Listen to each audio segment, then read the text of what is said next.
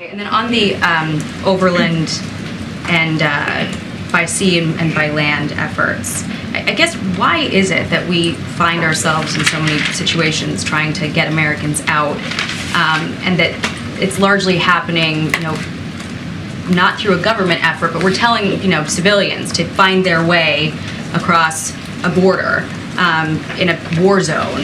Happened in Ukraine, why is it that we found ourselves in that position so many times, it seems? In what position exactly? Where we're directing American citizens to basically find their own way to U.S. help on the other side, whereas you've got other countries that are sending their military in or doing evacuations in a more formal way. Well, first of all, Americans and dual passport holders live all over the world, and sometimes they choose to live in places where bad things happen.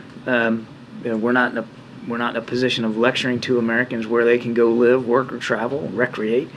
Number two, they don't have to tell us that they're there. So sometimes it's really hard to get a sense of what the population is. In places like Israel, there are a lot of Americans. Most of them, maybe most are dual nationals, but a lot of Americans are there. Other nations have smaller populations, and maybe they have, they have to make their own decisions about how they're going to handle those smaller populations.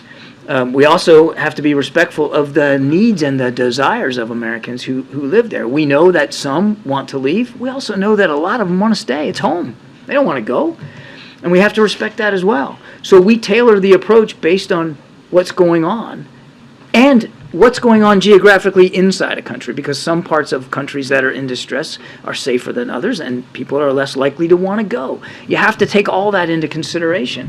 And the other thing I'd say to your question is, as this situation evolves, you should expect that so too will our approach evolve. And if there's a need to do more or to do it differently, well, by goodness, we'll do that. But right now, in the early hours, there was still ample commercial flights going out of Ben Gurion, and certainly there were some viable land routes. We kept, and part of the reason why we're doing this is because we have such good communication with Americans, and we're having these conversations, and we realized that as the situation has evolved, more and more Americans were expressing a desire to leave, and because not all carriers are working out of Ben Gurion, this made sense as the next best move. If we have to adjust it, we absolutely will.